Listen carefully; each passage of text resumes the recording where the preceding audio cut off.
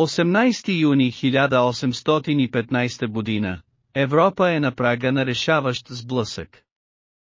Наполеон Бонапарт, след завръщането си от изгнание на остров Елба, е събрал армия и се отправя към Белгия, за да разгроми британските и пруските сили, преди те да се обединят.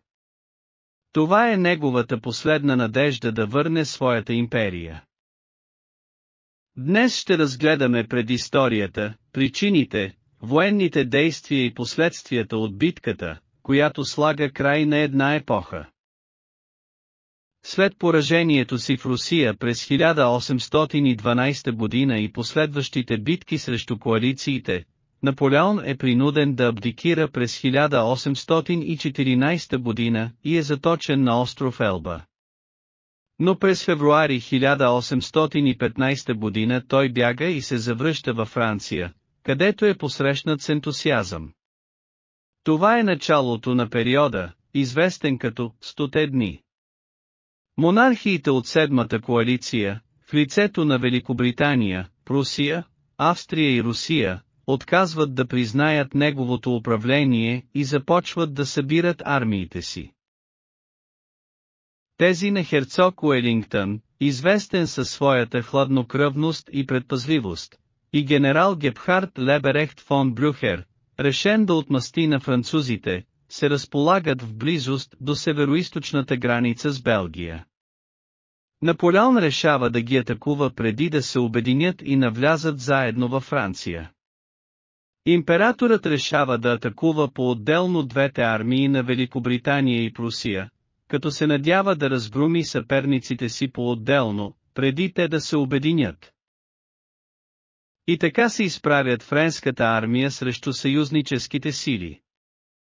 Числеността е почти изравнена, но времето се оказва решаващ фактор. Проливните дъждове през юни затрудняват маневрите и забавят действията на Наполеон.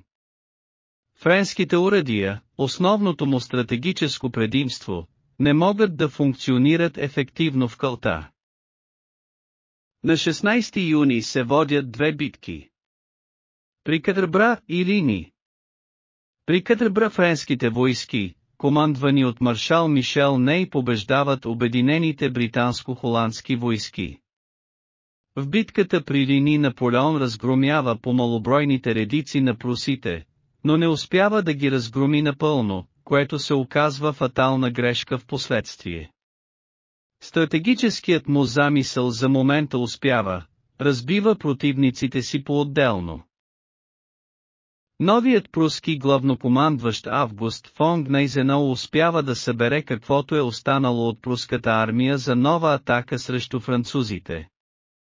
Наполеон изобщо не очаква подобен развой, той вече е отделил 33 000 войници, начело с маршал Груши, на когото е заповядано да преследва прусите, които трябва да отстъпят хаотично към Маас след поражението при Лини. Въпреки това пруската армия се събира край град Вавър и успява да се свърже с британският командир Уелингтън, който се намира близо до село Ватерло. Прусите му предлагат да започне незабавна атака срещу врага. В 11 часа и 30 минути часа на 18 юни френската артилерия открива огън. Наполеон умишлено отлага началото на атаката, за да може калната почва да изсъхне. Той предвижда да използва артилерията, понеже конете биха потънали в кълта. Започва атаката срещу укрепената ферма Огомон, първият ключов момент, който разсейва част от френските сили. Защитниците на Огомон се държат геройски, а британците използват укрепленията в своя полза, удържайки атаките на френската пехота. След това Наполеон нарежда на корпуса на Д'Ерлон да удари центъра на британската линия. Французите напредват уверено, но са посрещнати с концентриран огън от британската пехота и артилерия. Сражението преминава в ожесточен ръкопашен бой. В този хаос се включва британската тежка кавалерия, която успява да разбие части от френската пехота, но след това сама тя попада под контратака. В този момент започва да се усеща липсата на координация във френските редици. Наполеон очаква маршал Бруши да задържи прусите далеч от бойното поле, но той не успява да предотврати настъплението на Блюхер. В късния следобед първите пруски части пристигат и удрят френския десен фланг, обръщайки баланса на битката. В отчаян опит да обърне развоя, Наполеон изпраща своята елитна гвардия, ветераните от Аустерлиц, Пирамидите и Бородино, които никога не са били разбивани. Гвардията напредва, но посрещната от добре подготвената съюзническа отбрана. При изстрелите и виковете на британците, стоите ли още, войници, идва мигът на истината, елитната гвардия започва да отстъпва.